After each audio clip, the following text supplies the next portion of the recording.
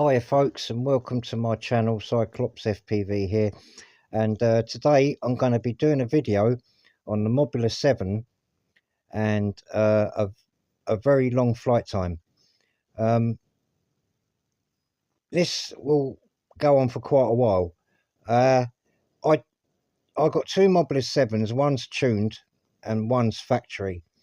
One's running BL Heli, which is standard. Got two different gyros on both of them, one BMI and one MPU 6000. I can't remember what gyro this is, but this is running Bluejay. But not just normal Bluejay. I had a lot of trouble when I first uploaded the firmware and everything. I was getting like the motors wouldn't spin up and stuff like that, and I managed to troubleshoot all that.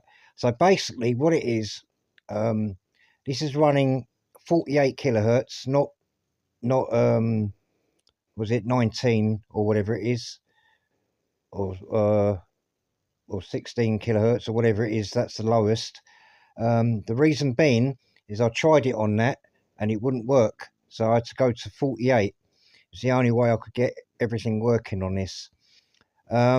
Also, I've downed the power on the timing to, I think it's 16 degrees. No, sorry, 96 kilohertz I couldn't get. Sorry, I had a bit of a brain freeze then. So I use 48. 15 or 16 for the motor timing. I can't remember which one. Rather than the normal sort of 15 to 18 or whatever it is. Again, I had issues when I tried some of the other settings, and yeah, that's it really. That's just I did have a lot of PID tuning to do on it. I went to D-Shot 600, obviously on bi-directional D-Shot, and I had to do a little bit of tuning on the filters because I was getting a lot of trilling and a lot of like bounce back and stuff like that in acro mode. But this is not what we're going for today. We're going for a time trial sort of thing. So the idea of this is to fly it as slow as possible and see how long we can get the battery to last for.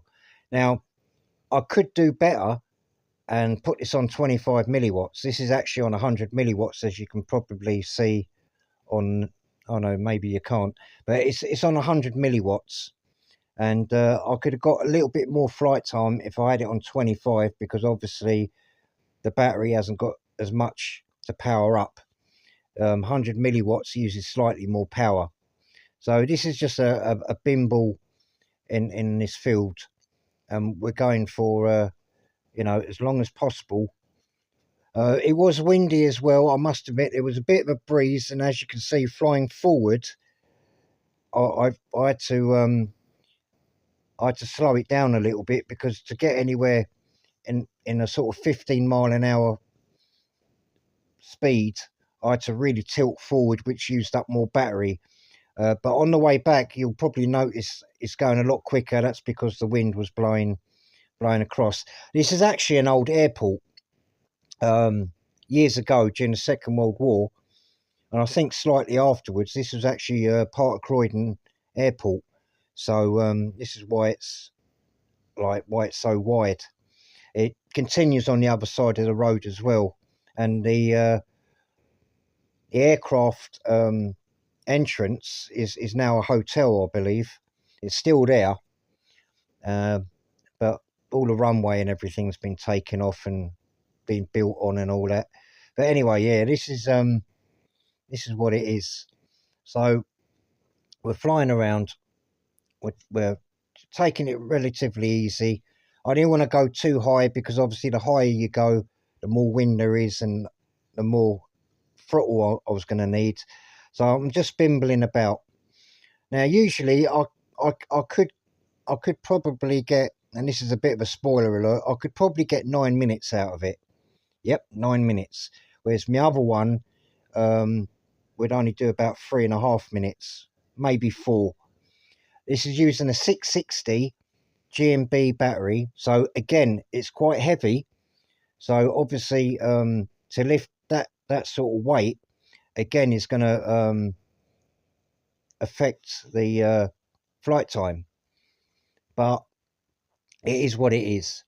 We're just going for an average here, and the time that I record at the end of this is the average time that I get most of the time I'm flying this, even with a little bit of acro thrown in, you know, flippy floppies and you know, a couple of dives and whatnot, power loops and that.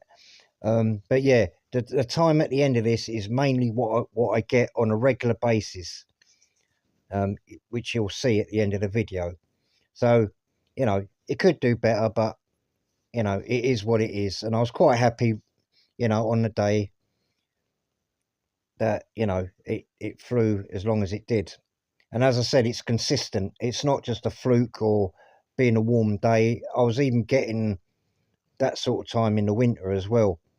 It's all about throttle control and just sort of cruising about. But yeah, so the first thing you need to do is you need to upload Bluejay, and it's easy enough to swap over the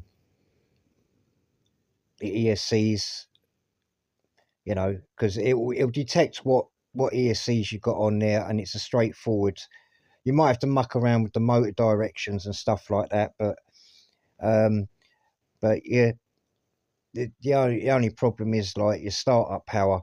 You might have to ramp that up, and then if all 4 motors spin while you're arming, then back it off a little bit until they, you know, until they spin reasonably good. Because I when I first tried it, the motors wouldn't even spin; they were just twitching, and eventually I managed to dial it right in, so you know they're not spinning too high or too low on the throttle. As soon as you arm it, they spin just like they should do. Yeah, that's about it really. So that's just a quick demo. I do run this battery a bit down, but when I went to charge it up, it was reading 3.59 volts, so it jumped up pretty well. Yeah, so we're nearly at the end of the flight, and as you can see, we're already doing 8 minutes, so that's not bad. But like I said, usually I can get about 9 minutes out of it if I turned down the VTX power and if it wasn't as windy as well. Anyway, that's it, folks. Cheers for watching. Bye.